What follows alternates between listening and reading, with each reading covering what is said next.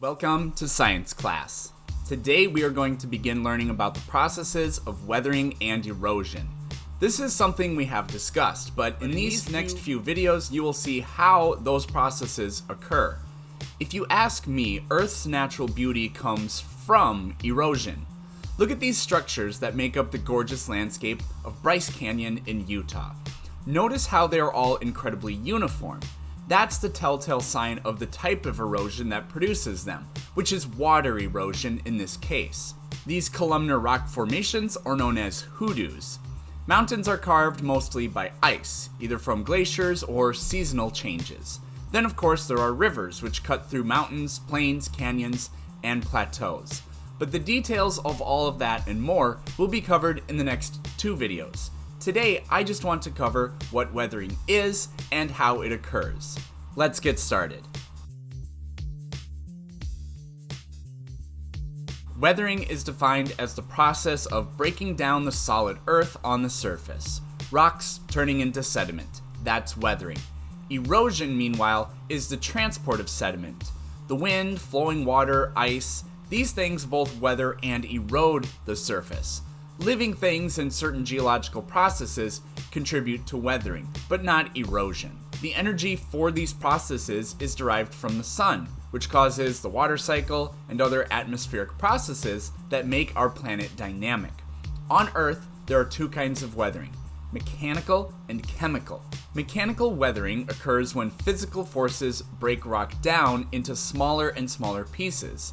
It is important to know that the mineral composition of the rock does not change.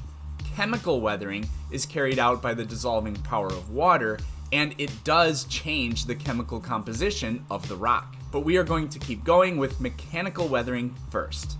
Four forces cause mechanical weathering: frost wedging, unloading, biological activity, and gravity. When water freezes, its volume increases by 9% and with tremendous force.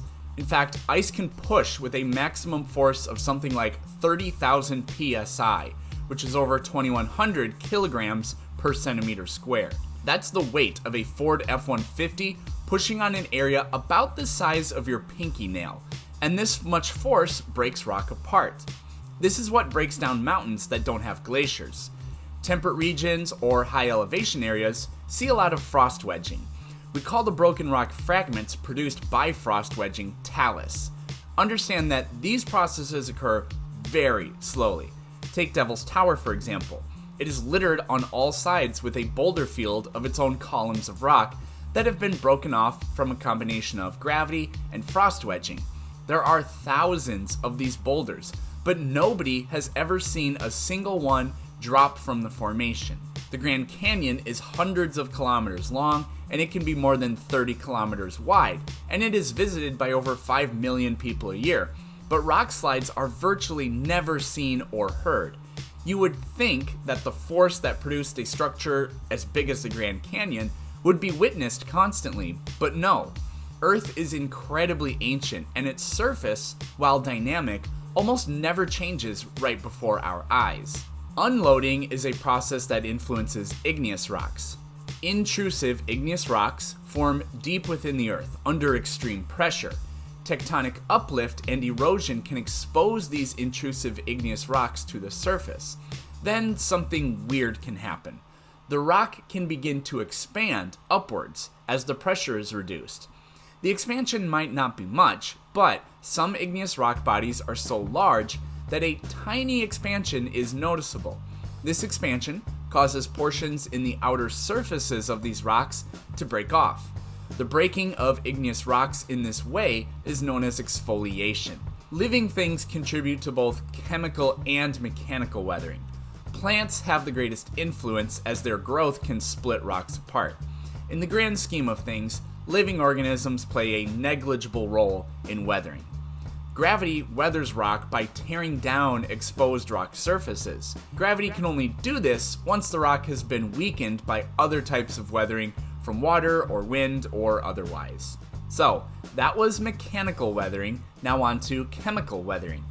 Weathering a rock chemically means you alter its composition, and chemical weathering is impossible without water. Rainwater is a tiny bit acidic.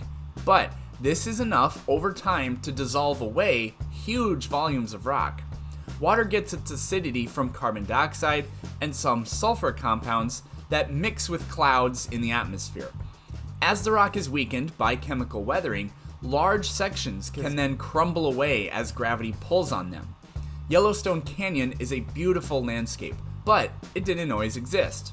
This is hard to picture, but the waterfall in the distance used to be much closer.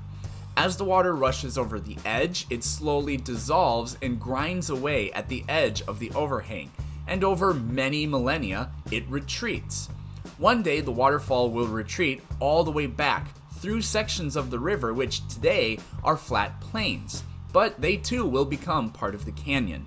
Only the weak minerals dissolve in water, which is why we say chemical weathering changes the composition of rock. Beach sand is mostly silica, but the source for most beach sand is granite. The feldspar minerals in granite dissolve, but the much tougher quartz grains stay intact and accumulate. Water tends to weather a rock's surface evenly. This is called spheroidal weathering. Soft sedimentary rock, like in Bryce Canyon or the Grand Canyon, doesn't weather this way because the rock is not solid enough, so it crumbles away in large pieces, which is mechanical weathering. Weathering is influenced by environmental factors, the most important of which is climate. An area that is seasonal will typically have a greater rate of weathering and erosion. Seasonal changes allow ice to melt and reform, even from day to day, so the processes of frost wedging are constant. The seasonality also means water will cycle, rather than just stay frozen. As mechanical forces break rock apart, the rate of chemical weathering increases. Weathering can only occur on the surface, so as more surfaces are exposed, the quicker a rock can dissolve from water. Dry desert-like climates, seasonal climates, and polar climates tend to be influenced mostly by mechanical weathering because you have the work of the ice or wind-blown sand at play. Tropical and other wet climates tend to have greater amounts of chemical weathering. The characteristics of the rock are also influential in the rate at which weathering occurs. Certain rocks and minerals erode more slowly than others. The Badlands and Bryce Canyon are composed of very soft sedimentary rock, and sadly, both of these landscapes will be reduced to nothing a few million years from now. Meanwhile, the granite landscape in Yosemite will be around for much longer because granite is more resistant to weathering. You can see the effects of rock characteristics in graveyards. Take a look at George Hare's epitaph. George Hare's died in March, although I'm not sure what day. I'm pretty sure the year was 1887, but it could be 1862. I think George was aged 20 years, but maybe it was 29. The rest of George's story on the bottom is totally lost, but we can see that something was written there. Now take a look at Nathaniel Currier's tombstone. He died close to the same time as George, and although there's not much written, it's very easy to read. George's tombstone is made of marble, which is much less tolerant to chemical weathering than granite, which is what Nathaniel's tombstone is made of. This gargoyle also has seen much better days. I honestly don't know what this is made of, but it looks like perhaps it was marble. Chemical weathering has reduced all of the finer details of the eyes, face, hair, and whatever else might have been there. Next time, we are going to focus on the different ways flowing water erodes Earth's surface. Thanks for watching.